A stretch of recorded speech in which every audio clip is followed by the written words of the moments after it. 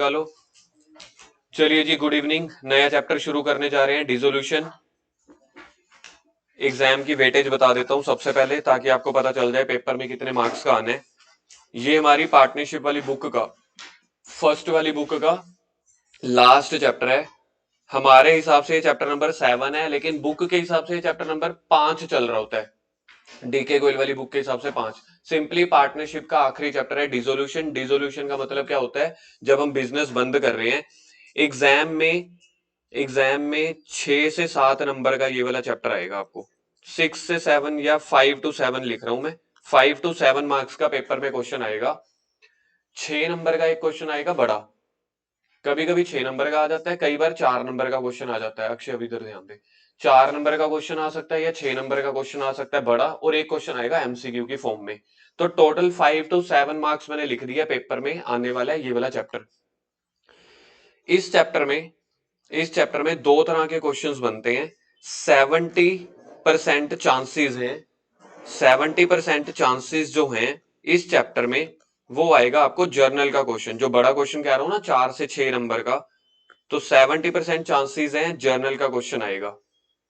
ठीक है जी। तो अपने नोट्स में और जो भी बुक है उस पर पहले ही लिख लेना, वेटेज है 5 to 7 मार्क्स की। लिख लो अपनी बुक में, वेटेज 5 to 7 मार्क्स की। 70% चांस है जर्नल का, बाकी 30% चांसेस हैं इस चैप्टर में आने के लॉन्ग क्वेश्चन। जैसे कि लॉन्ग क्वेश्चन यानी कि अकाउंट्स वाला, जिसमें रियलाइजेशन अकाउंट भी आ सकता है। ठीक है, पार्टनर्स कैपिटल अकाउंट भी आ सकता है, बैलेंस शीट भी। बैलेंस शीट तो होती नहीं है। और बैंक अकाउंट। या तो मतलब लॉन्ग क्वेश्चन आएगा या फिर आएगा जर्नल। पिछली बार का मैं आपको बता देता हूं, आपको बड़ा अच्छा लगेगा। पिछली बार ना, जो एग्जाम में क्वेश्चन आया था वो 30% चांसेस वाला आया था, यानी कि लॉन्ग क्वेश्चन। और लॉन्ग क्वेश्चन में भी सिर्फ और सिर्फ रियलाइजेशन अकाउंट आया था। पार्टनर्स कैपिटल और बैंक अकाउंट, वैसे बैलेंस शीट बनती है हर चैप्टर में, इसमें बनता है बैंक अकाउंट, वो आया ही नहीं था। तो एग्जाम के पॉइंट ऑफ व्यू से क्लियर हो गया। 5-7 नंबर का चैप्टर है। 70% जर्नल के चांसेस हैं, 30% अकाउंट्स के। अकाउंट्स यानी कि रिवैल्यूएशन की जगह रियलाइजेशन बन जाएगा, पार्टनर्स कैपिटल की जगह पार्टनर्स कैपिटल। और पिछली बार सिर्फ और सिर्फ रियलाइजेशन आया, तो मैं ई 2023-24 फाइनल की बात कर रहा हूं। एग्जाम 2023-24 में जो क्वेश्चन आया था वो सिर्फ और सिर्फ रियलाइजेशन अकाउंट का आया था। पार्टनर्स कैपिटल और बैंक अकाउंट आया ही नहीं था। इसलिए हमारे 2 दिन कम से कम, ये 70% चांसेस वाला जो पॉइंट बना ना, जर्नल, 2 दिन कम से कम हमारी जर्नल चलेंगी। आज सारी जर्नल एंट्रीज मैंने खत्म करवानी है, होपफुली हो जाएंगी। और कल जर्नल के क्वेश्चंस करेंगे, परसों से लॉन्ग क्वेश्चंस करेंगे हम। ठीक है। तो डिसोल्यूशन ऑफ पार्टनरशिप फर्म, कई तरह के यहाँ पे टॉपिक्स लिखे हुए हैं। एक्चुअल में जितने टाइप के क्वेश्चंस होते हैं ना, मैंने उसको क्वेश्चंस बना दिया था, टॉपिक बना दिया था। अल्टीमेटली इतने सारे टॉपिक्स हैं नहीं। तो सबसे पहले हम मीनिंग देखते हैं। डिसोल्यूशन का मीनिंग क्या होता है? जब पार्टनर्स अपना बिजनेस बंद करके, पार्थ इधर, जब पार्टनर्स अपना पूरा बिजनेस बंद करके अपना पार्टनरशिप एग्रीमेंट भी तोड़ रहे हैं कि भाई हमारी 3:1 रेशियो थी, पार्टनरशिप भी तोड़ रहे हैं और बिजनेस को भी क्लोज कर रहे हैं, मतलब बिजनेस को कंटिन्यू ही नहीं रखना चाहते। ओम भट स्वाहा हो गया यहाँ पे, पूरा का पूरा बिजनेस गया। तो यहाँ पे दो लफ्ज हैं। एक है डिसोल्यूशन ऑफ पार्टनरशिप। जब डिसोल्यूशन ऑफ पार्टनरशिप होता है तो उसमें ये होता है कि ए बी सी जा रहे हैं, उनकी जगह डी ई एफ आ रहे हैं। या ए बी सी में से दो चले गए, बी और सी, ए डी और एफ रह गए। चीज समझ में आई? इसको बोलते हैं डिसोल्यूशन ऑफ पार्टनरशिप। जबकि यानी कि जो 3 बंदे या 2 बंदे बिजनेस को चला रहे हैं, वो आपसी एग्रीमेंट तोड़ रहे हैं लेकिन बिजनेस कंटिन्यू है, उसको बोलते हैं डिसोल्यूशन ऑफ पार्टनरशिप। जबकि मेरा ये चैप्टर का नाम क्या है? डिसोल्यूशन ऑफ पार्टनरशिप है क्या? यहाँ पे है dissolution of partnership firm. Partnership firm का मतलब है कि एबीसी अपना बिजनेस आपसी एग्रीमेंट तो खत्म कर रहे हैं, साथ साथ बिजनेस को भी, मतलब दुकान को भी ताला लगा रहे हैं, शट डाउन कर रहे हैं बिजनेस। तो देखा जाए इन दोनों का एक डिफरेंस आता है जो पेपर में बहुत बार आता है। ये आ गया जी पॉइंट नंबर 2 पे। पढ़ के देखना हेडिंग क्या है। Dissolution of partnership and partnership firm. जो पार्टनरशिप फर्म है, ये देखा जाए तो ये बिग थिंग है।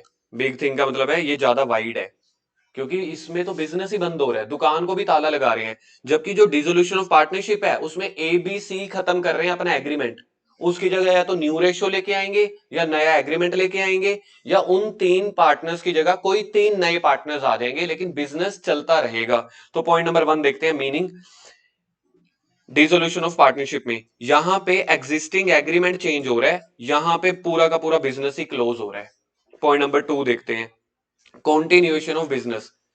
यहां पे बिजनेस कंटिन्यू है, जबकि यहां पे डिसोल्यूशन ऑफ पार्टनरशिप फर्म में business comes to an end, दुकान पे लग गया ताला, शटर लग गया जी, ठीक है जी, पूरा काम धंधा बंद। बाकी पॉइंट हम बाद में देख लेंगे।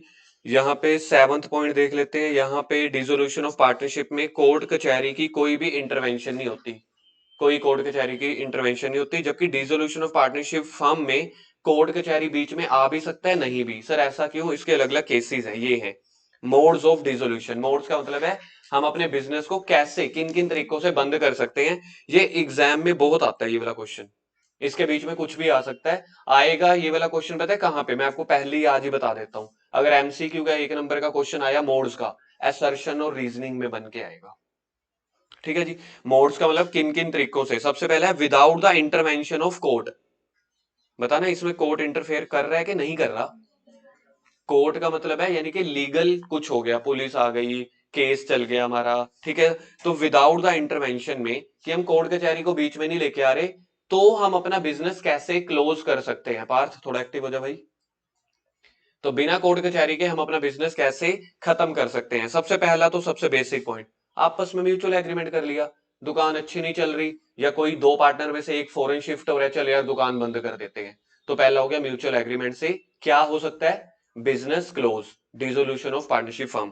सेकंड है कंपलसरी। कंपलसरी में मतलब होता है कि अगर पार्टनर्स इंसॉल्वेंट हो जाए या हमारा बिजनेस अनलॉफुल हो जाए। आपको पता चला कि ड्रग्स के बिजनेस में बहुत ही प्रॉफिट है, आपने ड्रग्स की दुकान खोल ली, इतने नादान थे आपको पता ही नहीं चला ड्रग्स इलीगल है, कुछ दिनों के बाद पता चल गया अच्छा इलीगल है, फिर आप संस्कारी लोग तो थे, तो फिर आपने बिजनेस बंद कर दिया। या तो कोई बिजनेस इंसॉल्वेंट, पार्टनर्स इंसॉल्वेंट हो गया हो, मतलब पूरा लॉस में चला गया हो, या बिजनेस ही क्या हो गया, अनलॉफुल, तो आपने अपने आप ही बंद कर दिया। कंपलसरी डिसोल्यूशन करना ही पड़ेगा, कोर्ट कचहरी अभी भी बीच में नहीं आई।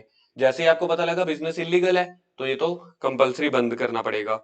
या कुछ इवेंट्स की हैपनिंग पे, जैसे कि कोई पार्टनर इंसॉल्वेंट हो गया, कोई डेथ हो गई पार्टनर की, जिस ऑब्जेक्ट के लिए आपने दुकान यानी कि पार्टनरशिप की थी, वो पूरा ऑब्जेक्ट पूरा हो गया, मतलब आप लोगों ने एक बिल्डिंग बनानी थी, बिल्डिंग बन के तैयार हो गई, आपने बेच दी, तो आपकी पार्टनरशिप क्या हो गई, डिसॉल्व। या फिर आपने 3 सालों के लिए बिजनेस खोला था, एक्सपायरी ऑफ पीरियड वो बोले 3 साल खत्म हो गए। तो यहाँ पे ये हमने क्या केसेस डिस्कस किए हैं जहां पे कोर्ट कचहरी बीच में नहीं आ रहा। चौथा है बाय नोटिस, एक ने बोल दिया चल भाई अपन नोटिस देके ना बिजनेस बंद कर रहे हैं। अगला है by the order of court. अब यहाँ पे कोर्ट कचहरी यानी कि लीगल है, लीगल फॉर्मेलिटीज बीच में आ रही हैं, जिसमें पहला क्या है, कोई अगर partner unsound mind, unsound mind का मतलब समझते हो, पत्थर मारने शुरू कर दिए, आपने बोला जाके ईंट लेके आ, स्टैंड खड़ा करना है, उसने ईंट सिर पे मारी, तो अनसाउंड माइंड, दिवा पागल हो गया। परमानेंटली इनकैपेबल हो गया कोई बंदा अपने काम करने के लिए। या गिल्टी ऑफ मिसकंडक्ट, मिसकंडक्ट का मतलब है बेकार काम करने लग गया, बीच में इलीगल काम करने लग गया। विलफुली कमिट द ब्रीच, जान जान के तंग करना शुरू कर दिया। मतलब ये सारे वो पॉइंट्स है जहां पे फिर कोर्ट कचहरी को बीच में आना पड़ता है, यानी कि आप केस फाइल करके बंद कर सकते हो। अगला टॉपिक है, जब डिसोल्यूशन कर रहे हो, खुद सोचो, डिसोल्यूशन का मतलब है दुकान धंधा बंद कर रहे हो।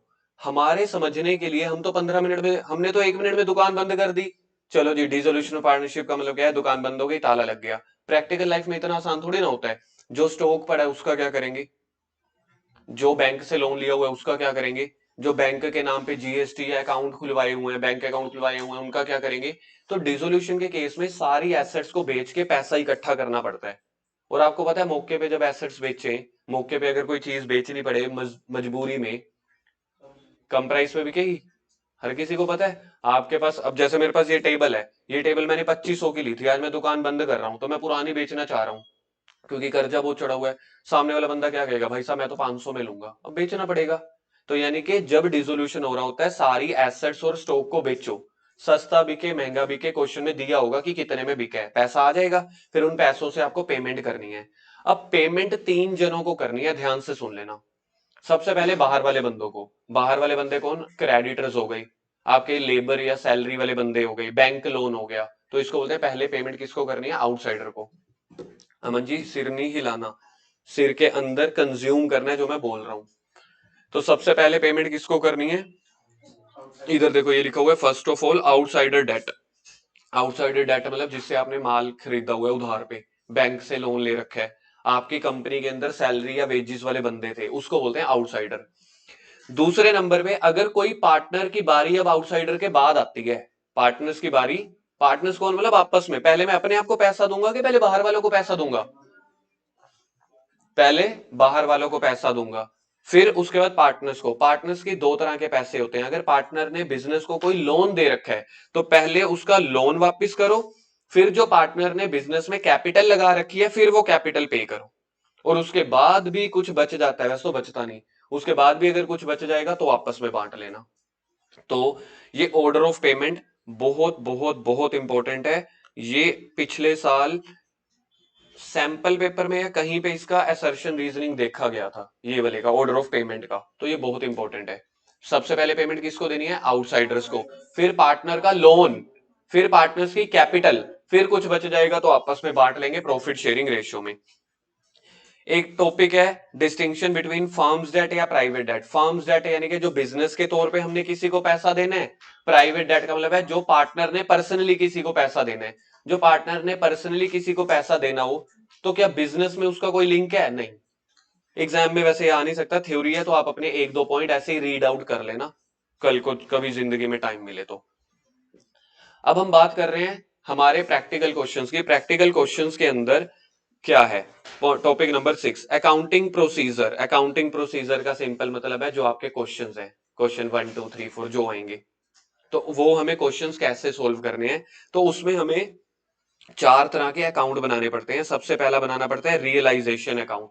जो पिछले चैप्टर्स थे रिटायरमेंट डेथ एडमिशन, उसमें हम बनाते थे रिवैल्यूएशन अकाउंट। यहाँ पे रिवैल्यूएशन अकाउंट की जगह क्या बनेगा, रियलाइजेशन। रियलाइजेशन का मतलब होता है एसेट्स को बेच के पैसा रियलाइज हुआ। हम कहते हैं ना कि एसेट्स को बेची, अगर एसेट्स बेची मैंने, पैसा मिलेगा या पैसा जाएगा। अगर मैंने अपनी दुकान का स्टॉक बेचा, पवन जाग जा मेरे भाई, मैंने दुकान का स्टॉक बेच दिया, बता पैसों का क्या होगा, पैसे आएंगे, आने को अकाउंट्स में बोलते हैं रियलाइज होना। एसेट्स बेच के जो पैसा होता है उसको बोलते हैं रियलाइज, इसलिए इसका नाम पड़ा रियलाइजेशन अकाउंट। दूसरे नंबर पे अगर पार्टनर ने बिजनेस को कोई लोन दे रखा है, मैंने आपको बताया था ना, दूसरे नंबर पे पार्टनर का लोन वापस करने, कौन वापस करेगा, बिजनेस, तो इसलिए सेकंड नंबर पे पार्टनर का लोन अकाउंट बनेगा। लोन अकाउंट तभी बनता है अगर क्वेश्चन में है, यानी कि अगर किसी पार्टनर ने लोन दे रखा है। तीसरे नंबर पे पार्टनर्स कैपिटल बनेगा, जो पिछले 5 चैप्टर में चल रहा था, एडमिशन में, रिटायरमेंट में, डेथ में, सेम वैसा पार्टनर्स कैपिटल अकाउंट बनेगा। और यहां पे लास्ट में बैलेंस शीट बनती होती थी पहले चैप्टर्स में, revaluation account, partners capital account, balance sheet. यहाँ पे रीवैल्यूएशन को रिप्लेस कर दिया रियलाइजेशन ने, पार्टनर्स कैपिटल सेम है, बैलेंस शीट यहाँ पे बनती नहीं। क्यों, क्योंकि जब आपका कोई बैलेंस बच ही नहीं रहा तो दुकान बंद कर रहे हो ना, जब दुकान बंद कर रहे हो, बिजनेस बंद कर रहे हो, सभी के बैलेंस खत्म कर रहे हो, जिसको है उसको थोड़ा बहुत दे दिया, किसी को पूरा दे दिया, पार्टनर्स का लोन दे दिया, तो कोई बैलेंस बचा ही नहीं, तो बैलेंस शीट बनती ही नहीं है।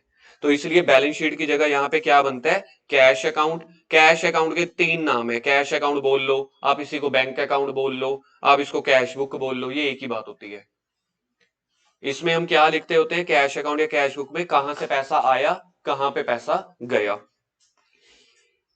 अब जो प्रैक्टिकल मेन टॉपिक शुरू करने वाला हूं उससे पहले ना, क्लास प्लस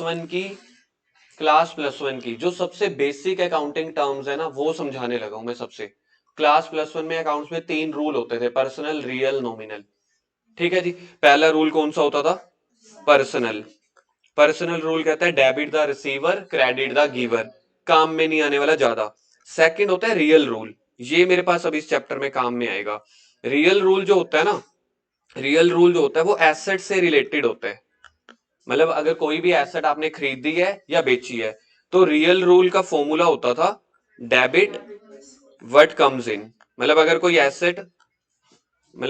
एसेट्स आप खरीद रहे हो तो वो डेबिट में आएगी, अगर कोई एसेट्स बेच रहे हो तो क्रेडिट में आएगी। मतलब जब भी एसेट बिजनेस में आ रही है तो वो डेबिट हो जाएगी, तो उसको इंग्लिश में हम लिखते हैं debit what comes in. Comes in का मतलब बिजनेस में, एंड क्रेडिट गोज आउट। अगर हम इसको हिंदी में बोले, डेबिट कर दो जो चीज आ रही है। समझ लो मैंने मशीन खरीदी, क्या आया क्या गया? मशीन आई, पैसा गया, तो इसकी जर्नल एंट्री बनती है machine account debit to cash account. ठीक है, machine account debit to cash बोल लो या बैंक बोल लो। मशीन आई है इसलिए उसको डेबिट किया है, बैंक गया इसलिए उसको क्रेडिट किया है। ठीक है जी। ऐसे एक तीसरा रूल होता था, नॉमिनल रूल। सबसे पहले नॉमिनल रूल ना दो चीजों से रिलेटेड होता है, एक्सपेंसेस वगैरह से या इनकम्स वगैरह से। एक्सपेंसेस वगैरह को डेबिट कर देते होते हैं, इनकम्स वगैरह को क्रेडिट कर देते हैं। Debit all expenses, credit all incomes. जैसे कि सैलरी पेड, सैलरी मेरा खर्चा है ना, तो salary account debit to cash, cash क्योंकि गया, तो सैलरी नॉमिनल रूल के हिसाब से डेबिट हो गई, कैश रियल रूल के हिसाब से क्रेडिट हो गया। तो आपको ये दो रूल बस याद रखने हैं, यहां पे हमारी जरूरत पड़ सकती है, लेकिन बहुत ज्यादा जरूरत नहीं पड़ेगी। जिसने थोड़ा बहुत सुन के थोड़ा बहुत भी समझ में आ गया ना, मेरे लिए उतना काफी है, क्योंकि हम यहाँ पे रूल्स नहीं करने लगे। लेकिन जो हम प्रैक्टिकल क्वेश्चंस करने लगे हैं, जिसमें सबसे पहले कौन सा अकाउंट बनेगा बोलोगे एक बार? Realisation account. तो रियलाइजेशन अकाउंट नॉमिनल रूल के अकॉर्डिंग बनता है। ये पेपर का बड़ा फेवरेट क्वेश्चन है। मैंने कहा ना एमसीक्यू आएंगे, तो एमसीक्यू असर्शंस। पिछली बार मैंने बोला था, पिछली बार पेपर में आ गया था ये वाला। रियलाइजेशन अकाउंट किस रूल के हिसाब से बनता है? नॉमिनल रूल के हिसाब से। तो नॉमिनल में मतलब डेबिट में एक्सपेंसेस, क्रेडिट में इनकम्स। अब मैं यहाँ पे अकाउंट्स नहीं शुरू कर रहा, पहले मैंने आपको समझाया था, पहले मैं ये वाला पार्ट शुरू करूंगा। कहाँ गया? पहले मैं फर्स्ट वाला पार्ट शुरू करूंगा, ये वाला 70% जो पेपर में आने के चांसेस है।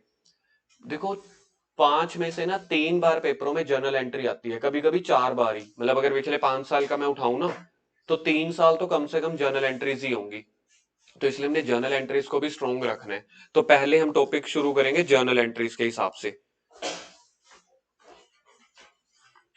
ये सारा कुछ जो हैंड रिटन नोट्स हैं, ये वाले जहां से हैंड रिटन नोट्स हैं, वो वाले अभी अभी हम कर चुके हैं ऑलरेडी। ठीक है, तो हम सीधा शुरू कर रहे हैं आपका टॉपिक। पेन की भी जरूरत ही नहीं पड़ेगी, तुम सामने समझ लो बस। सबसे पहले आपको ना क्वेश्चन के अंदर बैलेंस शीट गिवन होगी। सबसे पहले आपको क्वेश्चन के अंदर बैलेंस शीट गिवन होगी। ठीक है जी, दे देना यार। बैलेंस शीट में मुझे बताओ एसेट्स लाइबिलिटी किस तरफ है ना? इधर आएंगी लाइबिलिटीज, इधर होंगी एसेट्स। एसेट्स यानी कि यहाँ पे फॉर एग्जांपल फर्नीचर आ गया। ठीक है, फॉर एग्जांपल यहाँ पे कैश आ गया, फर्नीचर हो गया, कैश हो गया। ठीक है, डेटर्स आप लगा लो, मशीन लगा लो, बहुत है बस इतनी, बाकी समझ जाना। और भी आ सकती है स्टॉक वगैरह। लाइबिलिटी साइड पे क्रेडिटर्स आ जाते हैं। ठीक है, क्रेडिटर्स के बाद एक लिख लेते हैं हम कैपिटल ए की, बी की, और बिल्स पेबल वगैरह आ गई, या फिर हमने लिख दिया ए का लोन अकाउंट। अब इसमें वैल्यू भर लेते हैं एक बार के लिए। 100 के क्रेडिटर हैं, 3000, 4000, 900, टोटल बोलो कितना बन गया? 8000। यहाँ पे हमने फर्नीचर ले लिया 7000, ज्यादा हो गया ना। फर्नीचर हो गया 3000 का, 2000 का, 500 का, बाकी कितना बचता है? मुझे लगता है 2500।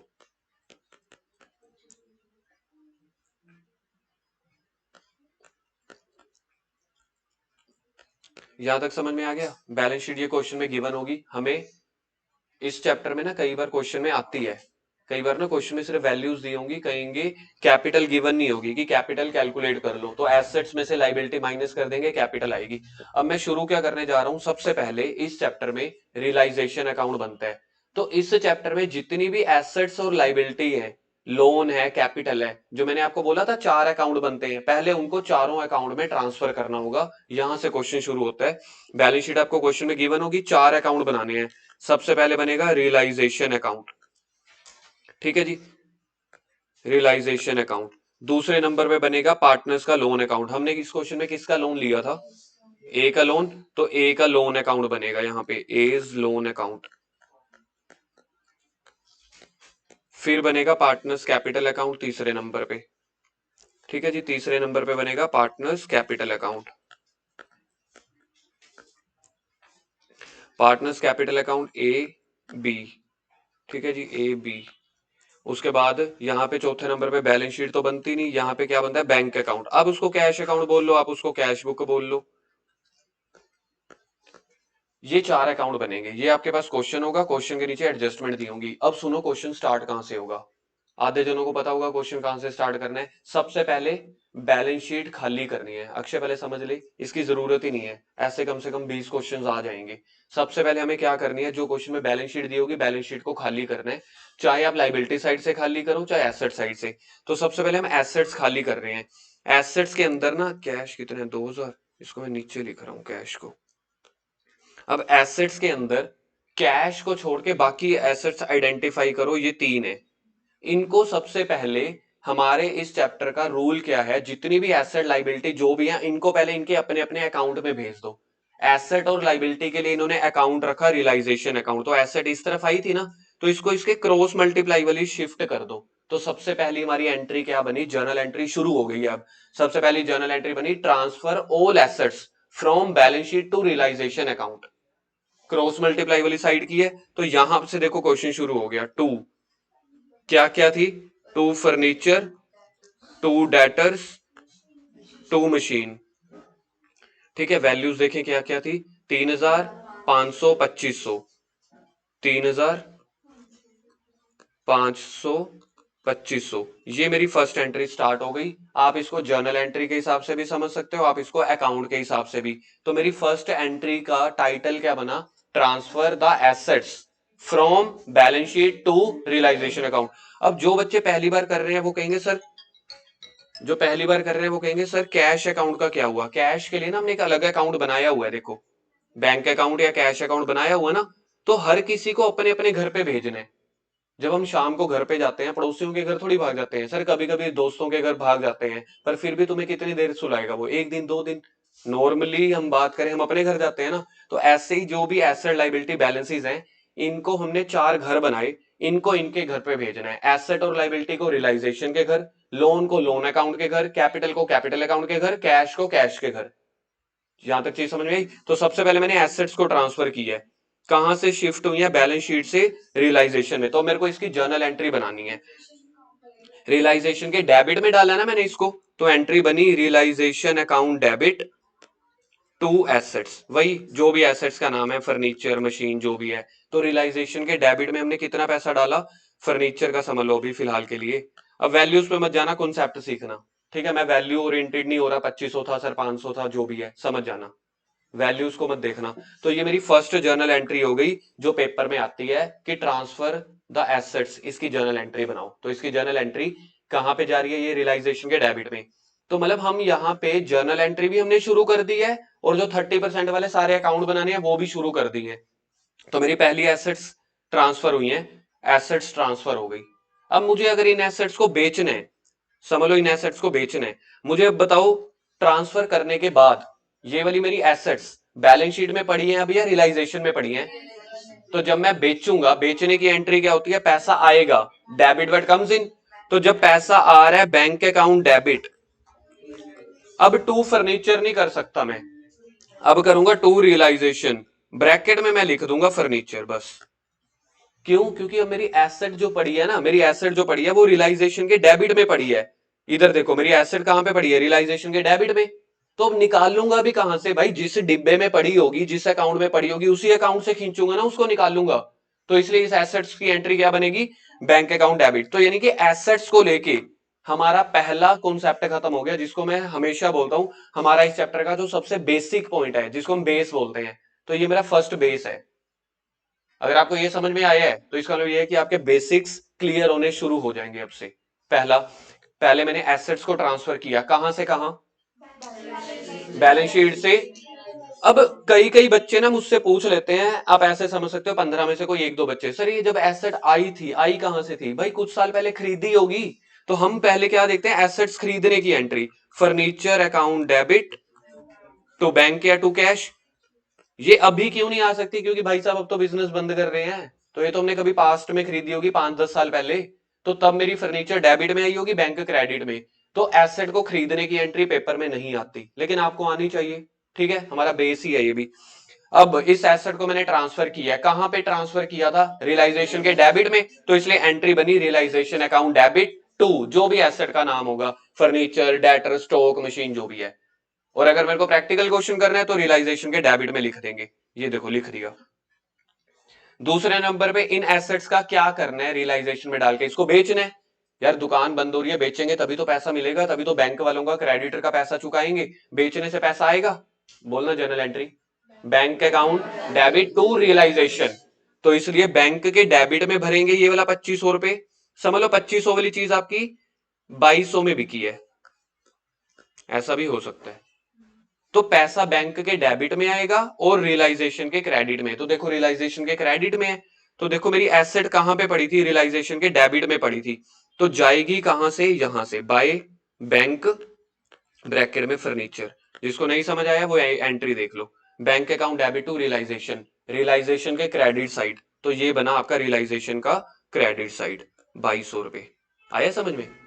और ये तो मैंने ये वाला कर लिया ना अकाउंट, तो अगर मेरे को कटिंग करना हो, ये हो चुका है तो मैंने इसको कट कर दिया, बाकी क्या रह गया, बैंक का डेबिट। क्या मैं अपने चारों अकाउंट में से, स्क्रीन पे देखना, चारों अकाउंट में से कहीं पे बैंक बना रहा हूं, बना रहा हूं, तो फिर बैंक के डेबिट में भी लिखो।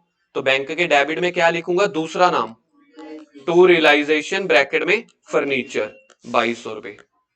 देखो फर्स्ट एंट्री समझ आई है किसी को, फर्स्ट एंट्री नहीं यानी कि फर्स्ट केस हो गया ये मेरा, एसेट्स को ट्रांसफर किया फिर एसेट्स को बेच दिया। जब एसेट्स को ट्रांसफर किया था उसकी जर्नल एंट्री एक बार खुद से बोलना, एसेट को ट्रांसफर करने की realisation account debit to assets, फिर एसेट्स को बेचने की bank account debit to realisation, पहला हो गया। सेकंड समझो, अब एसेट साइड पे देखो, इधर देखो, मैं जान के कट करता चला जा रहा हूं, ये हो गया, ये हो गया, ये हो गया, मानते हो इस बात को।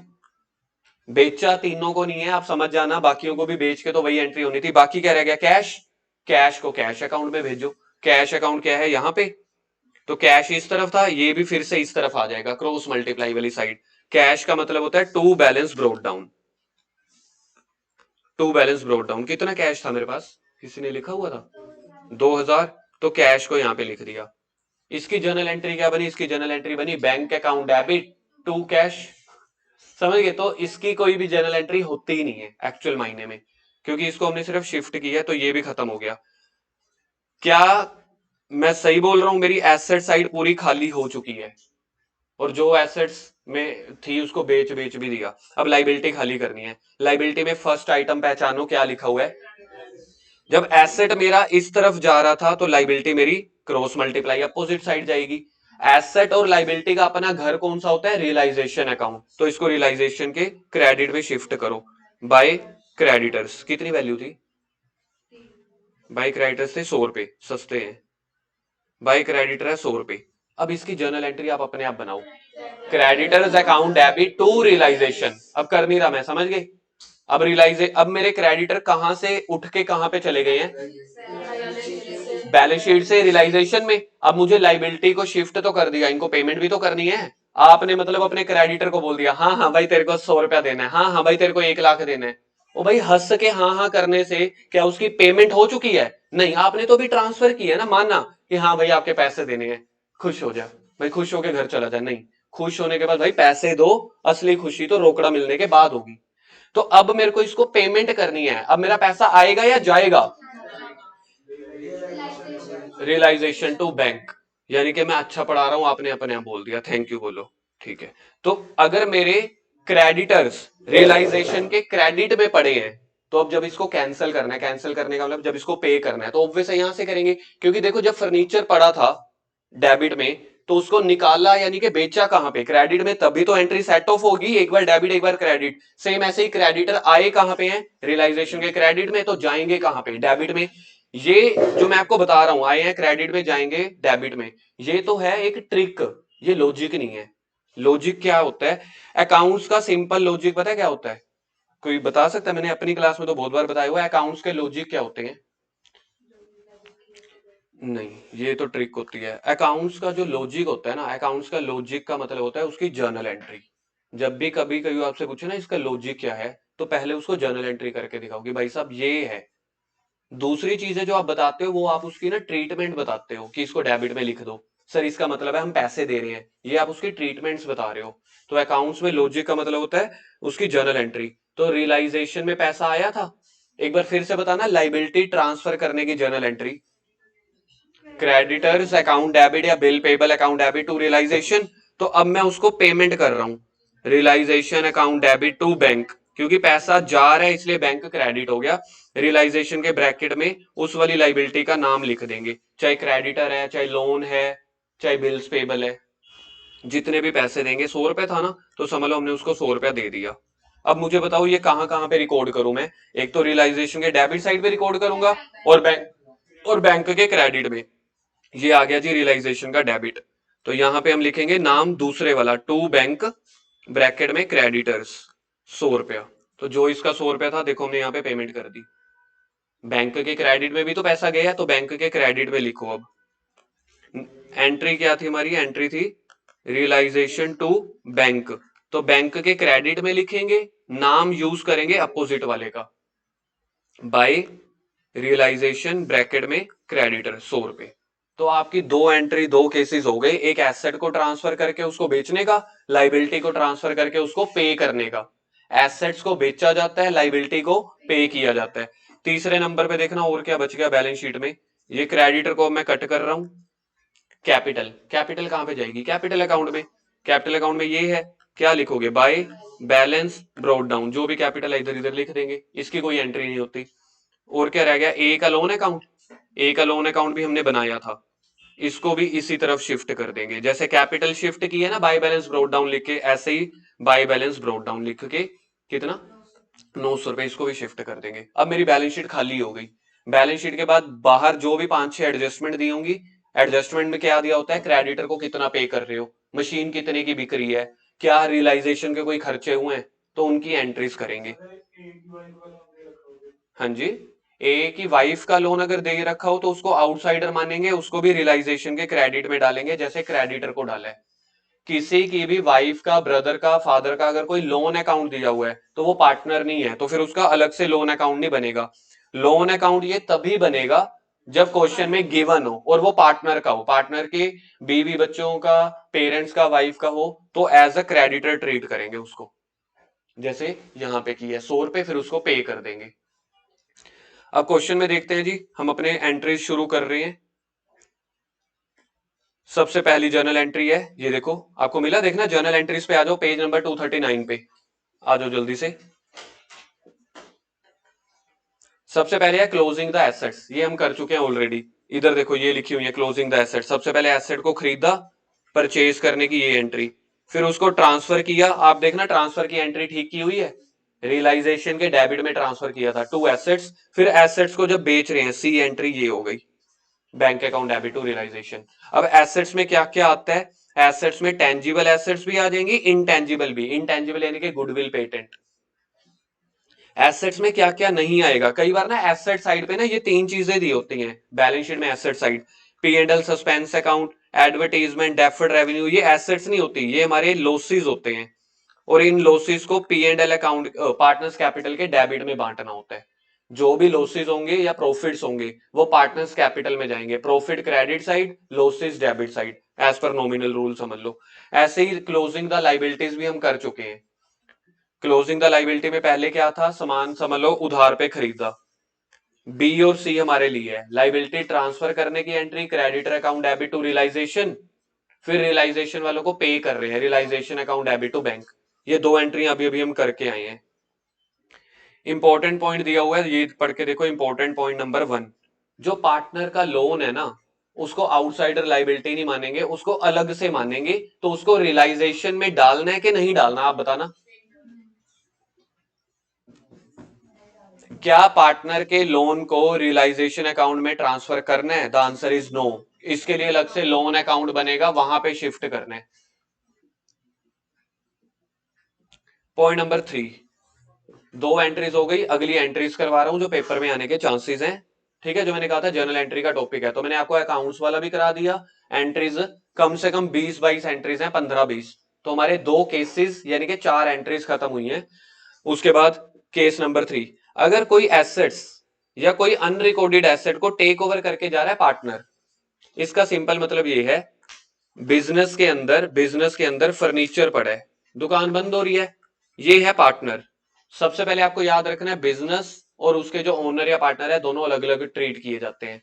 इसकी फर्नीचर को ना ये बंदा टेक ओवर करके चला गया। बिजनेस में और पार्टनर में कोई चीज कैश में नहीं होती, लेकिन कोई चीज फ्री भी नहीं होती। हजम करना, मेरी ये वाली लाइन आपको समझ में आती है, पल्ले पड़ती है।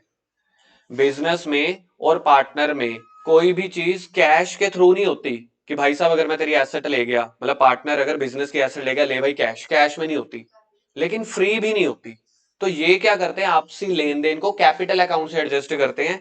अब जैसे बिजनेस का फर्नीचर, एरो दिख रही है आपको, बिजनेस का फर्नीचर कहां से कहां गया है, बिजनेस से, एरो दिख रही है आपको कि नहीं दिख रही, बिजनेस से कहां गया, पार्टनर्स में। मैंने क्या बोला है, कैश में लेन देन नहीं होगा लेकिन फ्री भी नहीं होगा। तो बिजनेस कहेगा भाई साहब तू मेरी एसेट ले गया, मुझे पैसे दे। वो कहेगा यार अपन पैसे में तो लेन देन करते ही नहीं, तो एक काम कर, जो मेरा कैपिटल अकाउंट बना हुआ ना उसी में से काट ले। अब मुझे खुद बताओ, जब आप गूगल पे करते हो दुकान में जाके, तो आपके पास मैसेज डेबिट का आता है या क्रेडिट का? जब पेमेंट करते हो, आपने डोसा खाया, ठीक है, 100 रुपए दिया, तो 100 रुपए का डेबिट मैसेज आता है ना। तो ऐसे ही जब फर्नीचर का पैसा पार्टनर के अकाउंट में से काटना है, तो पार्टनर्स के कैपिटल अकाउंट को डेबिट करूं या क्रेडिट? डेबिट, क्योंकि उसके अकाउंट में से पैसा कट रहा है। तो इसकी जर्नल एंट्री देखो क्या बन रही है, partners capital account debit to realisation. Partners capital को डेबिट इसलिए कर रहे हैं क्योंकि उसके अकाउंट में से पैसा काटा। तो देखा जाए ये वाली एसेट्स हमारी पड़ी कहां पे थी, स्टार्टिंग में आपने बैलेंस शीट से रियलाइजेशन में शिफ्ट की थी ना, रियलाइजेशन के डेबिट में। जिसको नहीं याद, ये दिखा देता हूं, जब आपने एसेट्स को शिफ्ट किया था, एसेट्स को शिफ्ट किया था, इधर देखो, आपने अपनी एसेट्स को यहां से रियलाइजेशन अकाउंट में शिफ्ट किया था, तो आपकी एसेट डेबिट साइड पे पड़ी थी ना। तो अब क्या हुआ है, उस एसेट्स को बेच दिया या फिर पार्टनर ले गया। तो इसलिए जब एसेट्स को बेचते हैं या पार्टनर टेक ओवर करके जाते हैं, तो फिर उस एसेट को कैंसिल करके क्रेडिट कर दिया जाता है। तो एंट्री बनी partners capital account debit to realisation account. देखो समझ में आती है। सेम ऐसे ही अगर बिजनेस की लाइबिलिटी को टेक ओवर करके चला जाए पार्टनर, पैसे बिजनेस के थे, पैसे मतलब पेमेंट बिजनेस की उसकी थी, लाइबिलिटी बिजनेस की थी, पे कर दी पार्टनर ने। अब पार्टनर कहेगा भाई साहब तेरे पैसे मैंने दे दिए, फ्री तो कुछ भी नहीं है, मुझे मेरे पैसे दे। ऐसा कौन किसको बोल रहा है? सुन नहीं रही आधी जनता।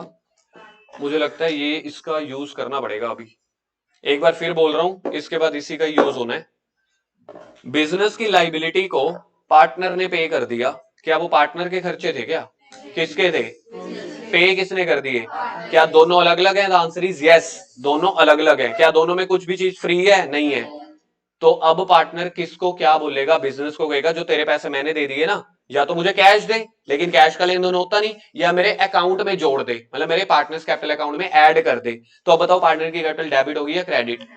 क्रेडिट होगी। तो एंट्री देखो, एंट्री देखो, अब यहां पे देखो टू वाली साइड देख लो, टू पार्टनर्स कैपिटल डेबिट में रियलाइजेशन। कुछ ना समझ आए, पार्टनर्स कैपिटल याद कर लो, इस चैप्टर में उसका अपोजिट हमेशा रियलाइजेशन ही होता है 99% केसेस में।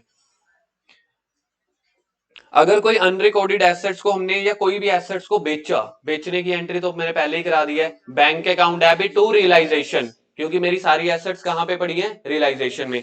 अच्छा, इस एंट्री में ये जो पांचवी आपके स्क्रीन पे है, कोई एसेट्स को मैंने बेचा, बैंक अकाउंट के कहां पे रिकॉर्ड करूं, डेबिट में या क्रेडिट में? एंट्री में दिख रहा है बैंक अकाउंट डेबिट, पैसा आया है टू रियलाइजेशन। तो अगर मैं यहाँ पे बैंक अकाउंट बनाने लगूंगा ना, यहाँ पे बैंक अकाउंट बनाने लगूंगा, तो यहाँ पे आएगा टू रियलाइजेशन ब्रैकेट में एसेट सोल्ड, या जो भी है फर्नीचर का नाम। क्यों? क्योंकि बैंक अकाउंट के डेबिट में एंट्री डालनी है आपने। और रियलाइजेशन के किस तरफ डालूंगा ये एंट्री? अगर रियलाइजेशन का अकाउंट बना रहा हूं तो क्रेडिट में लिखूंगा क्या? By bank. ये समझ में आ रहा है? साथ साथ जर्नल एंट्री भी, साथ साथ लेजर भी। अगर कोई अनरिकॉर्डेड लाइबिलिटी को बिजनेस ने पे किया, जब तक पार्टनर का ना लिखा हो तो हमेशा बिजनेस ही अपने पैसे पे कर रहा होगा। पढ़ना 6 एंट्री की हेडिंग क्या है। ये एक्चुअली थोड़ा ज्यादा कर्सिव हो रखा है, गर्ल्स की राइटिंग होती है। तो अनरिकॉर्डेड लाइबिलिटीज की पेमेंट कर दी, पैसा आया कि गया?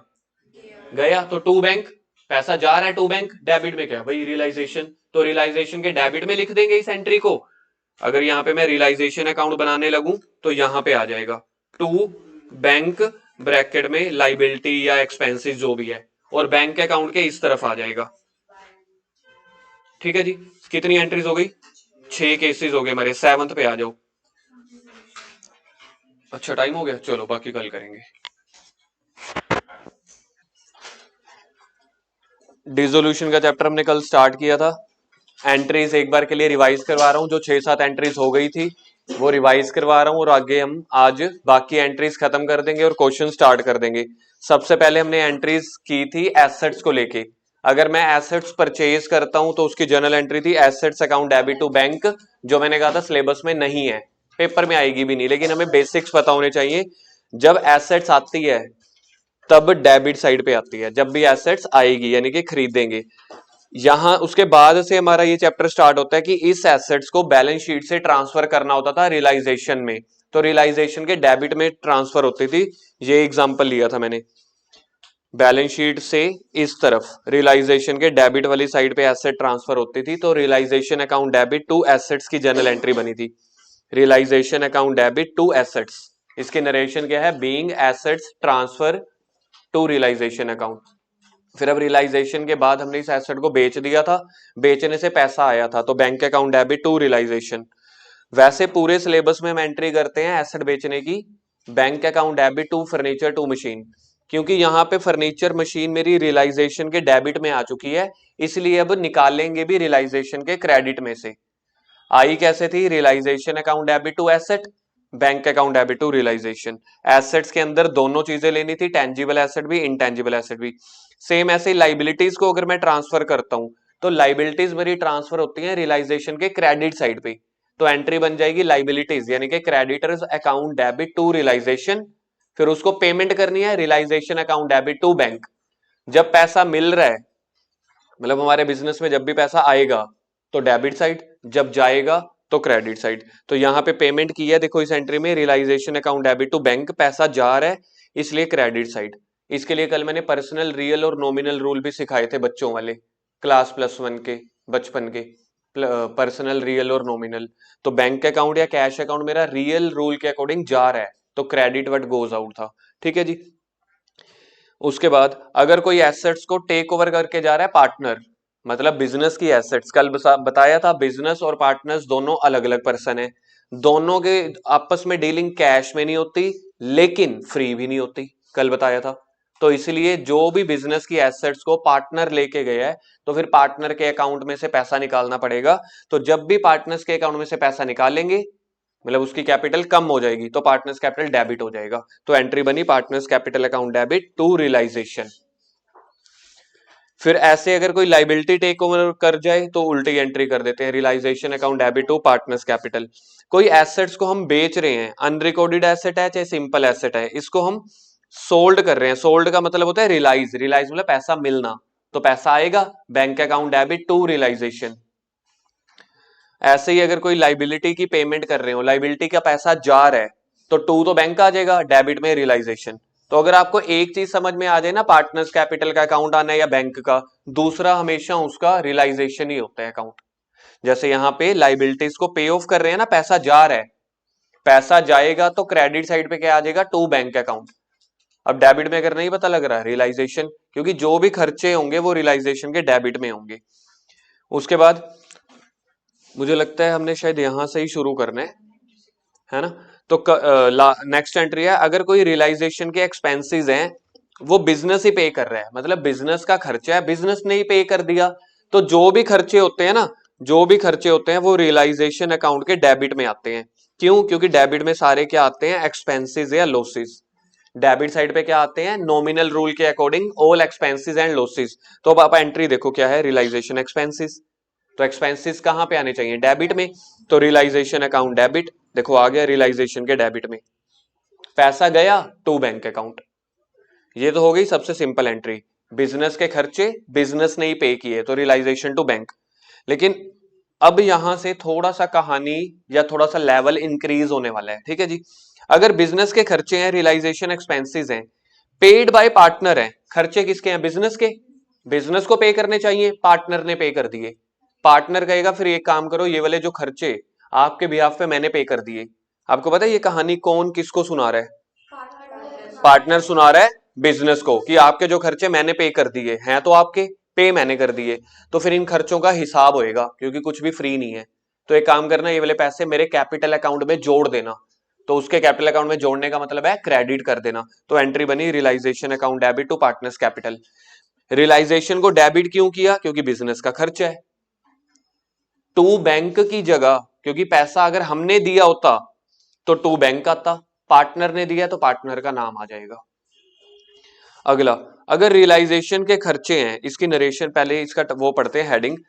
If realisation expenses paid by partner and also the borne by partner, ये वर्ड इंपॉर्टेंट है। बोर्न बाय पार्टनर या बियर बाय पार्टनर का मतलब है ये पार्टनर के पर्सनल नेचर के खर्चे हैं और पे भी पार्टनर ने किए। हम जो अपनी बुक्स ऑफ अकाउंट्स बना रहे हैं वो बिजनेस की बना रहे हैं, किसी इंडिविजुअल बंदे की नहीं बना रहे, पर्सनल घर के खाते नहीं बना रहे, दुकान के खाते बना रहे हैं बिजनेस के। अब यहां पे पैसे पे किसने किए हैं? बियर कौन कर रहा है? बियर का मतलब होता है ब्रैकेट में लिखा हुआ है हिज पर्सनल, पार्टनर के पर्सनल खर्चे पार्टनर ने ही अपने दे दिए, तो भाई बिजनेस को उससे कोई लेना देना नहीं। तो पेपर में क्या लिख के आओगे? No entry. खाली नहीं छोड़ के आना, ये लिख के आना है नो एंट्री। रीजन क्या है? बिजनेस के खर्चे थे ही नहीं, पार्टनर के खर्चे थे, पार्टनर ने ही पे किए। पता कहां से चलेगा? पवन जी जागना थोड़ा। पता कहां से चलेगा कि पार्टनर के खर्चे हैं? ये वाला वर्ड लिखा होगा बोर्न बाय पार्टनर, यहां से पता चलेगा ये पार्टनर के खर्चे हैं। अगली एंट्री, व्हेन रियलाइजेशन एक्सपेंसेस, ध्यान से देखना एक बार के लिए, इसके ना आंसर पे हाथ रख दो तभी पता चलेगा ना अब आगे आपको समझ में आ रहा है कि नहीं। थोड़ा सा गलत ट्राई करो, थोड़ा तुक्का मारो, तभी जाके पता चलेगा कुछ सही होगा कुछ गलत होगा। When realisation expenses borne by partner, यानी कि पार्टनर के पर्सनल खर्चे हुए। बोर्न बाय पार्टनर का मतलब है पार्टनर्स के पर्सनल खर्चे हुए, but paid by the firm, business ने पे कर दिए। घरेलू खर्चे हम पे कर देते हैं ना। Partners capital account debit to bank, to bank क्यों आ रहा है? क्योंकि बिजनेस ने पे किए हैं, तो इसलिए आ गया टू बैंक। खर्चे थे किसके? पे किसने किए? बैंक ने नहीं, फर्म ने। कोई ऐसा बैंक मिले मुझे बता देना, मैं ट्यूशन पढ़ानी बंद कर दूंगा, अपने बिजली के बिल उधर ही दे आया करूंगा, भर देना। तो टू बैंक इसलिए आया क्योंकि बिजनेस ने पे कर दिए हैं, और ये पैसे फिर हम किससे लेंगे? पार्टनर से। तो पार्टनर्स के कैपिटल अकाउंट में से निकाल लेंगे, यानी कि उसके कैपिटल अकाउंट को डेबिट कर लेंगे। क्या टाइटल था इस वाली एंट्री का, याद है? Expenses of partner paid by business. उसके बाद 10th, व्हेन रियलाइजेशन एक्सपेंसेस, अच्छा ये तो कर बैठे हैं ना, अभी अभी यही हुआ है हमारा, है ना। 11th देखते हैं क्या है। 11th में अगर क्वेश्चन में पूरा रियलाइजेशन का प्रोसेस करने के बाद प्रॉफिट आया है, प्रॉफिट किसको बांट देंगे? प्रॉफिट किसको बांट देते होते हैं? पार्टनर्स को। तो उनकी कैपिटल बढ़ जाएगी या कम हो जाएगी? यानी कि क्रेडिट हो जाएगी। तो realisation account debit to partners capital. अगर लॉस हो रहा है तो partners capital account debit to realisation. इसके बाद अगर बिजनेस में कोई एक्यूमुलेटेड प्रॉफिट या लॉस पड़े हैं, सर एक्यूमुलेटेड प्रॉफिट या लॉसेस क्या होते हैं? पास्ट ईयर्स के प्रॉफिट्स, पिछले सालों के कोई प्रॉफिट्स या लॉसेस पड़े हैं। अब दुकान बंद हो रही है ना, पिछले सालों का कोई पैसा था, पिछले सालों के प्रॉफिट्स वगैरह थे, जैसे कि जर्नल रिजर्व वगैरह, वो हमने क्या किया हुआ था? एक अलग ड्रॉर में रखे हुए थे या बैंक अकाउंट में संभाल के रखे हुए थे, इसको बोलते हैं एक्यूमुलेटेड प्रॉफिट। इसकी ट्रीटमेंट पूरे सिलेबस में सेम है, एडमिशन चैप्टर हो, चेंज इन पीएसआर हो, रिटायरमेंट हो, डिसोल्यूशन हो, सारे चैप्टर में सेम है।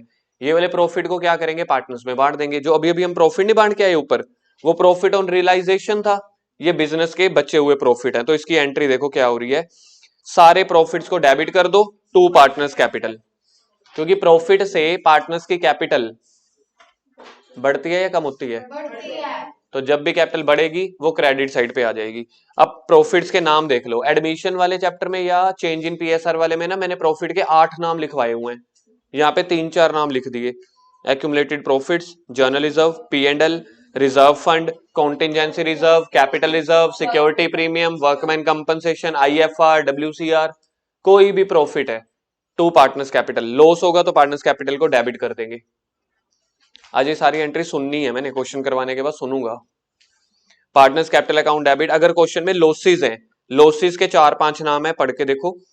P&L अकाउंट का डेबिट बैलेंस लॉस है, advertisement, deferred revenue, preliminary expenses, intangible नहीं, ये 4 नाम है, नंबरिंग की हुई है। P&L का debit balance, advertisement, deferred revenue, preliminary, ये सारे बिजनेस के लॉसेस हैं। पवन हाथ नीचे कर ले भाई। ये सारे बिजनेस के लॉसेस हैं और लॉसेस से पार्टनर्स की कैपिटल डेबिट हो जाएगी, तो partners capital account debit to losses.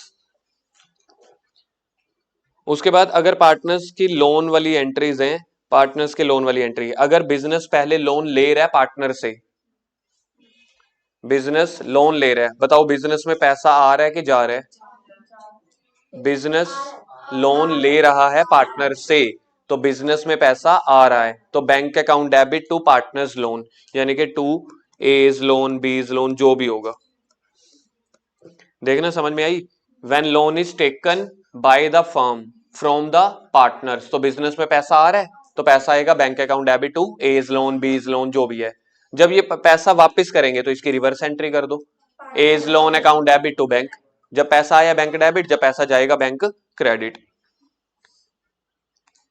17th entry काम की नहीं है, 18th एंट्री देखते हैं क्या है। ये वाली बड़े वाले क्वेश्चंस में आएगी। अगर किसी लाइबिलिटी को कोई एसेट टेक ओवर करके जा रहा है, बताता हूं कैसे। दुकान में स्टॉक पड़ा है 15,000 का, ठीक है जी, और मेरे पास कुछ क्रेडिटर्स भी हैं। क्रेडिटर वो हैं जिनको मैंने पैसा देना है 19,000 पे। इन्होंने आपस में सेटलमेंट कर ली, कहते यार हमारे पास पैसा है नहीं, वैसे भी हम दुकान बंद कर रहे हैं, एक काम करो हमारा स्टॉक लेके चले जाओ, हिसाब बराबर होएगा, नहीं होना तो बैठे रहो लाइन में, बड़े सारे लोग लगे हुए हैं, आप भी बैठे रहो, जब पैसा होगा दे देंगे। तो सियाना बंदा क्या कहता है, कहता चल यार जो आ रहा है लपेट लो। ऐसे ही हमारे घर पे एसी पड़ा है, हमारा एक कस्टमर था पैसे नहीं दे रहा था, पापा एसी ले आए, कहते एसी ले जाओ। तो दुकानदारियों में जब पैसा फंसा होता है तो ऐसे सेटलमेंट करने पड़ते हैं। अब यहाँ पे स्टॉक भी चला गया, मतलब एक तरह से मेरी एक एसेट खत्म हो गई, दूसरी तरफ से मेरा जो बोझ है लाइबिलिटी है वो भी खत्म हो गई। तो जब कोई एसेट्स लाइबिलिटी वाले कोई एसेट को लेकर चले जाएं, उसकी कोई भी जनरल एंट्री नहीं होती, क्यों? क्योंकि आपस में सेटलमेंट हो गया। तो ये पॉइंट आपने याद रखना है। फॉर एग्जाम्पल अगर मुझे पैसा देना होता तो मैं एंट्री करता realisation account debit to bank, अब पैसा तो जा नहीं रहा, तो क्रेडिटर की मैं एंट्री क्या करता, realisation account debit to bank, लेकिन पैसा गया नहीं। सेम ऐसे ही जो स्टॉक को बेच के मैं पैसा लेता तो bank account debit to realisation हो जाता, तो इसलिए रियलाइजेशन से रियलाइजेशन कट जाता है, ये है इसका लॉजिक। बैंक से बैंक कट जाता लेकिन हम बेच तो रहे नहीं है, तो एंट्री पता क्या बनती है इसकी, जब कोई लाइबिलिटी वाले एसेट को टेक ओवर करें, रियलाइजेशन टू रियलाइजेशन, इसलिए उसको कहते हैं, एक रियलाइजेशन डेबिट में आ गया एक क्रेडिट में, तो इसलिए इसको कहते हैं नो एंट्री। उसके बाद है एंट्रीज कुछ और, बैलेंस शीट ये बनी हुई है आपके पास, ये एरो उरो लगे हुए देखना आपकी बुक में है, ये तीर तूर, तो सारी एसेट्स इधर सारी लाइबिलिटी इधर। अच्छा लोन अकाउंट कहाँ पे ट्रांसफर करने, लोन अकाउंट में। अगर पार्टनर का लोन है तो पार्टनर के लोन अकाउंट में, अगर आउटसाइडर का लोन है तो सेम ऐसे ही इस तरफ रियलाइजेशन में। कैश अकाउंट या बैंक अकाउंट कहां जाएगा, कैश अकाउंट में। कैपिटल कहां जाएगी, कैपिटल अकाउंट में। बाकी जो भी एसेट लाइबिलिटी बच गई वो रियलाइजेशन में।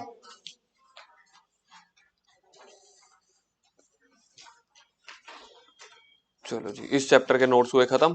अब हमें देखना है सबसे पहले एक बेसिक क्वेश्चन करके देख रहे हैं क्या है। Question number 1, identify the items with accounts and debit credit. Paper में खैर ऐसे क्वेश्चंस नहीं आते, लेकिन ये वाले क्वेश्चंस डिसाइड करते हैं कि आपका बेसिक्स समझ में आए कि नहीं, आपका बेस स्ट्रॉन्ग है कि नहीं। कैपिटल कहां जाती है, पार्टनर्स कैपिटल अकाउंट के क्रेडिट में, बस वर्बली कर लेंगे। मशीन कहां जाएगी, रियलाइजेशन के डेबिट में। क्रेडिटर्स कहां जाएंगे, रियलाइजेशन के क्रेडिट में। बिल्स पेबल, बिल्स पेबल भी रियलाइजेशन के क्रेडिट में, ये आंसर लिखे हुए हैं सामने। अच्छा उसके बाद क्या है, बिल्स पेबल के बाद कैश एट बैंक, ये जाएगा बैंक अकाउंट के डेबिट में, कल सिखाया था ये भी सारा। अच्छा जर्नल रिजर्व, पार्टनर्स कैपिटल के क्रेडिट में, अभी भी एंट्री सीख के आए थे, general reserve account debit to partners capital account, तो पार्टनर्स कैपिटल के क्रेडिट में। उसके बाद पार्टनर्स लोन अकाउंट के क्रेडिट में। पार्टनर्स वाइफ लोन, हाँ पार्टनर्स वाइफ जो है वो पार्टनर नहीं है तो उसको लाइबिलिटी समझ के रियलाइजेशन के क्रेडिट में। इन्वेस्टमेंट एसेट है रियलाइजेशन के डेबिट में। गुडविल भी एसेट है रियलाइजेशन के डेबिट में। Cash in hand bank account के डेबिट में। डेटर्स एसेट है तो रियलाइजेशन के डेबिट में। किसी को समझ आ गया तो अच्छी बात है, नहीं समझ आया तो भी कोई चक्कर नहीं है। एक तो एग्जाम में ये वाले क्वेश्चन जो भी मैंने कराया है, क्वेश्चन नंबर 1 ये पेपर में नहीं आते, ये तो हमारे एक क्वेश्चंस से पहले की रिहर्सल हो गई एक तरह से। पेपर में ना डिसोल्यूशन चैप्टर में ये क्वेश्चन किए हुए मैंने कुछ 3, 4, 5, 6, ये वेरी शॉर्ट क्वेश्चंस हैं, एग्जाम में आपको ये आएंगे। कल मैंने बताया था ना, एक तो 4 से 6 नंबर का बड़ा क्वेश्चन आएगा, और जो क्वेश्चन आएंगे एमसीक्यू वगैरह, जनरल खत्म हो जाएंगे, कल और परसों अकाउंट्स बनाएंगे सारे। हाँ हाँ, यहाँ पे सब सब entries. A firm having partner X and Y transfer all the assets and liability to realisation account. ये कह रहे हैं हमने एसेट और लाइबिलिटी को रियलाइजेशन अकाउंट में ट्रांसफर कर दिया है, उसके बाद ट्रांजैक्शंस को लिखो।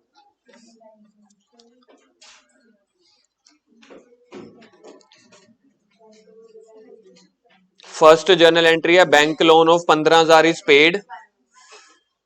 Bank loan of 15,000, bank loan जो है वो आउटसाइडर है, तो इसकी जर्नल एंट्री करो, realisation account debit to bank करो।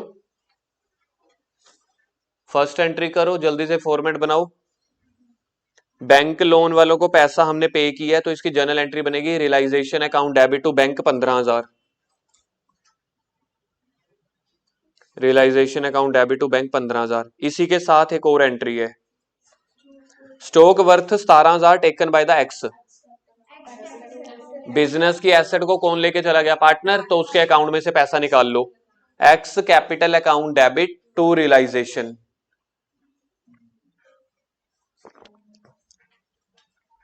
X capital account debit to realisation. B entry, तो अभी ये मेरी फर्स्ट खत्म हुई है। ए। बी एंट्री है, a claim of 25,000 has been fixed by the court. This was not recorded in the books, मतलब मुझे पैसे पे करने पड़े। तो जब पैसा पे करना पड़ रहा है तो बैंक अकाउंट किस तरफ आएगा? टू वाली साइड, और बिजनेस का खर्चा है तो रियलाइजेशन के डेबिट में। तो सेकंड एंट्री बनेगी B entry, realisation account debit to bank account.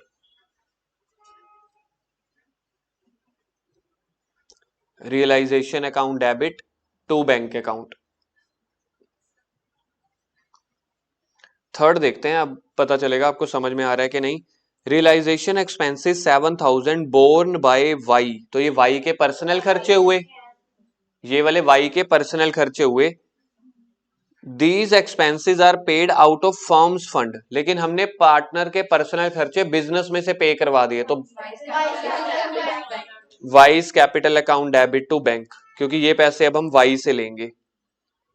Vice capital account debit to bank account. हमने अभी तक नरेशन नहीं लिखी, लेकिन अगले क्वेश्चन से नरेशन लिखेंगे, और पेपर में नरेशन मैंडेटरी होती है लिखना। Y's capital account debit to bank.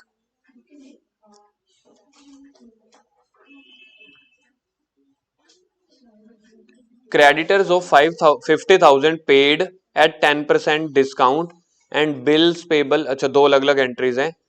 सबसे पहले जो क्रेडिटर हैं उसको हम 10% डिस्काउंट पे दे रहे हैं, तो 5,000 का डिस्काउंट हो गया, बाकी कितना बच गया? 45,000 पैसा जा रहा है realisation account debit to bank. Creditor का नाम नहीं आता बेटा इस चैप्टर में, वो सारे के सारे रियलाइजेशन में ट्रांसफर कर दिए थे। तो इसकी एंट्री बनेगी डी की, realisation account debit to bank 45,000। इसी के साथ अभी फुल स्टॉप के बाद और भी है, bills payable 10,000 paid by x, मतलब बिजनेस की लाइबिलिटी को एक्स ने पे कर दिया, तो एक्स कहेगा ये वाले पैसे फिर मेरे अकाउंट में जोड़ देना। Realisation account debit to X capital, क्योंकि खर्चा या लाइबिलिटी तो बिजनेस की है ना, तो बिजनेस के अकाउंट में डेबिट करेंगे। Realisation account debit to X capital, क्योंकि एक्स कह रहा है आपके पैसे मैंने दे दिए तो मेरे अकाउंट में जोड़ देना। Realisation account debit to X capital. उसके बाद सारा कुछ करने के बाद बिजनेस में प्रॉफिट आया 35,000 का, और प्रॉफिट एक्स और वाई में बांट दो। Realisation account debit to X capital to Y's capital. 35,000 को 2:5 में बांट दो। 35,000 का 2/7, 35,000 का 5/7, 10,000 और 25,000। Realisation account debit to X capital 35,000, 10,000 to Y's capital 25,000। आगे 13B,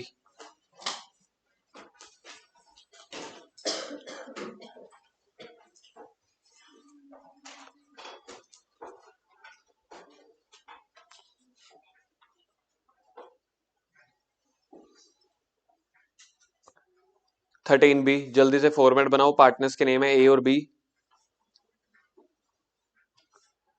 जल्दी करो, 4-5 क्वेश्चंस करने हैं, थोड़ा फ्लो बन जाए आज जर्नल एंट्रीज का। 13B मैं करवा रहा हूं, इसके बाद वाला क्वेश्चन जो होगा वो एक एक बच्चे से सुन के एंट्री होगी, अदरवाइज हमारे पास ये है पड़ा, तो इसलिए 13A रिवीज, देखो मैंने नोट्स करवा दिए, मैंने एक क्वेश्चन करा दिया, एक और करवा रहा हूं, इसके बाद मैं नहीं करवाऊंगा, ठीक है जी। 1 प्रिंटर, तो इसलिए थोड़ा सा एक्टिव हो जाना, जो कर रहे हो सोच समझ के आ रहा है, नहीं तो डाउट पूछ लेना मुझसे।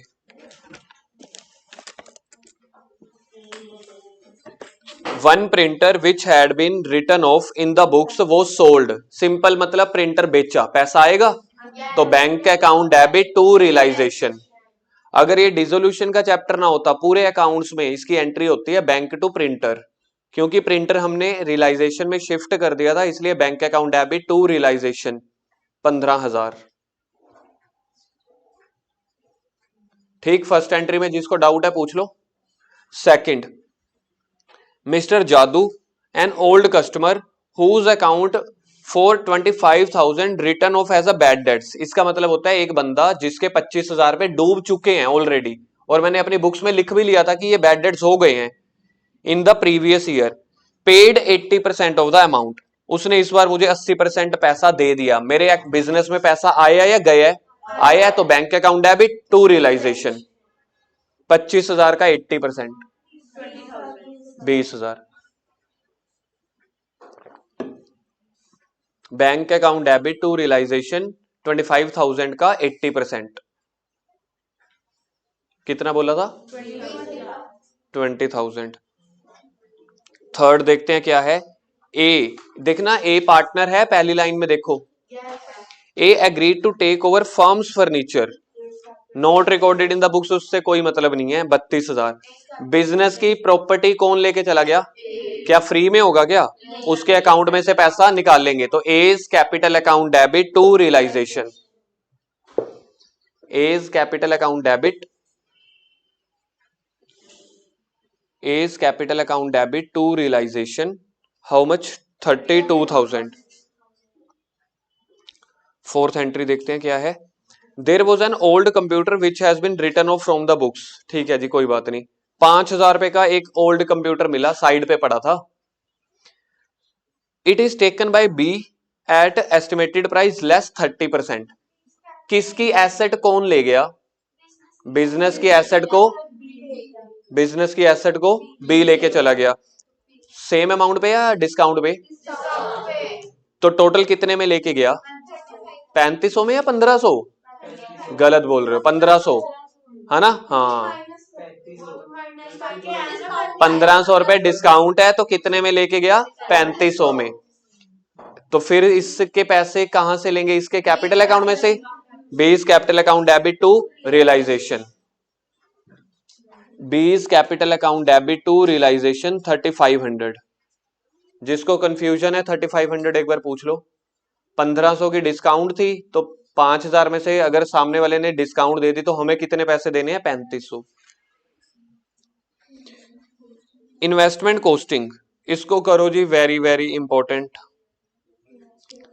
इन्वेस्टमेंट का मतलब होता है शेयर्स, तो मैंने शेयर खरीद के रखे हुए हैं 1.5 लाख रुपए के, 5,000 शेयर्स हैं, बस मुझे पता है ना 1.5 लाख के शेयर्स हैं, had been written off, written off का मतलब होता है मैंने मतलब इसको लिखा ही नहीं, या इसको ऐसा समझ लिया लॉस हो गया, भाई उसकी कोई दिक्कत नहीं है, आज की डेट में 5,000 जो शेयर थे, आज की डेट में उसकी कीमत है 40 रुपए, तो अगर मैं आज बेचूंगा ना 5,000 प्रोडक्ट को 40 रुपए का बिकता है, तो यानी कि 2 लाख के बिक जाएंगे, खरीदे कितने के थे, 150 के, कोई मतलब नहीं है, मुझे देखना है आज अगर मैं बेचूंगा कितना पैसा मिलेगा, 5,000 शेयर्स हैं, 40 रुपए का बिकता है, 2 लाख रुपए बन जाएगा, इसको डिस्ट्रीब्यूट कर लिया पार्टनर्स ने, इसका सिंपल मतलब है बिजनेस की एसेट को टेक ओवर करके चले गए पार्टनर्स, और दोनों लेके चले गए तो दोनों से पैसे लेंगे, A's capital account debit, B's capital account debit to realisation, बस इन्होंने टेक ओवर को ना थोड़ा सा घुमा फिरा के बोल दिया कि डिस्ट्रीब्यूट कर दिया, सिंपल बिजनेस की एसेट को टेक ओवर की है, A's capital account debit, B's capital account debit to realisation, total 2 lakh